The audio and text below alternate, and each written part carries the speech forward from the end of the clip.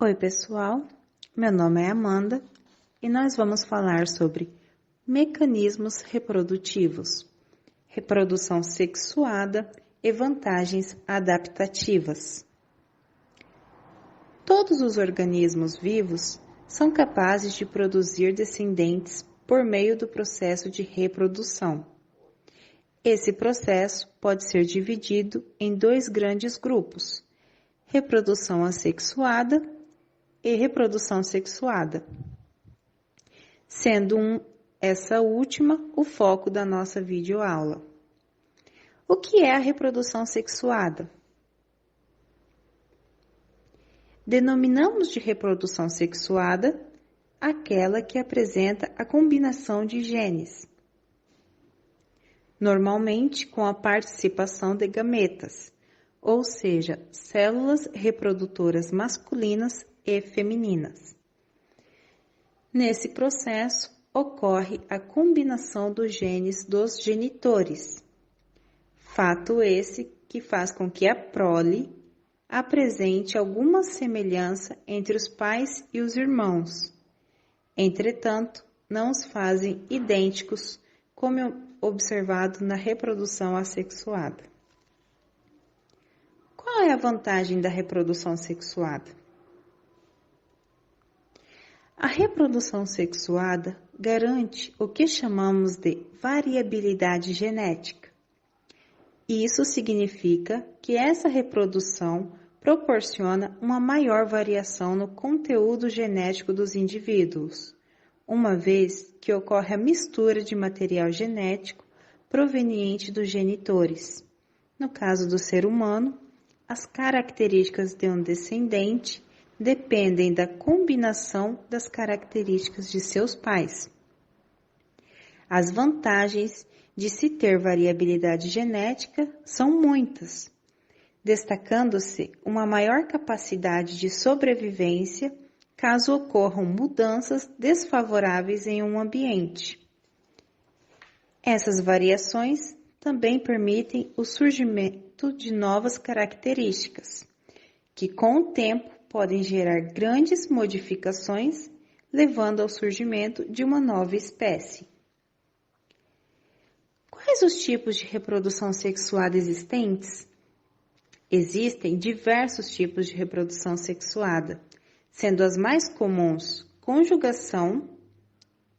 Essa forma de reprodução é considerada por muitos autores como uma transição entre a reprodução assexuada e a assexuada. Essa afirmação deve-se ao fato de que, na conjugação, ocorre a troca de material genético entre organismos.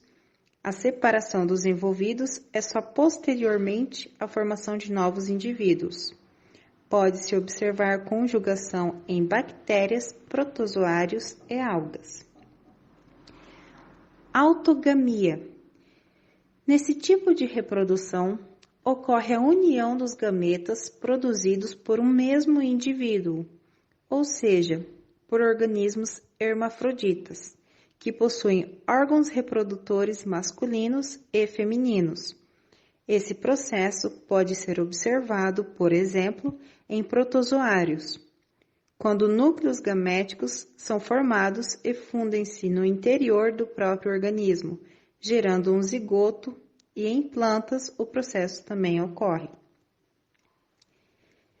Singamia é o tipo mais conhecido de reprodução. Nesse caso, observa-se a união completa dos gametas de indivíduos diferentes e a formação do zigoto. O organismo gerado dessa forma apresenta uma constituição genética diferente de seus pais e irmãos, uma vez que são formados a partir de uma mistura dos genes dos organismos que o geraram. Como desvantagens, podemos apontar o maior gasto energético e o maior tempo para realizar o processo de fecundação e desenvolvimento do novo indivíduo, que diminui o tempo para realizar outras atividades vitais ao organismo. Além disso, durante a reprodução sexuada, organismos diversos ficam mais expostos a predadores. A reprodução sexuada pode ser classificada de várias formas. Quanto ao sexo, pode ser monóico ou dioico. Quanto à fecundação, pode ser interna ou externa. Quanto ao desenvolvimento, pode ser interno ou externo. E quanto ao desenvolvimento, pode ser direto ou indireto. Cerca de 300 milhões de espermatozoides são eliminados durante uma ejaculação. Aproximadamente 200 atingem a tuba uterina. Apenas um fecunda o óvulo. Essa verdadeira corrida pela vida pode ser atrapalhada por uma série de fatores, como os anticoncepcionais e pela acidez da vagina, que acaba destruindo muito dos espermatozoides.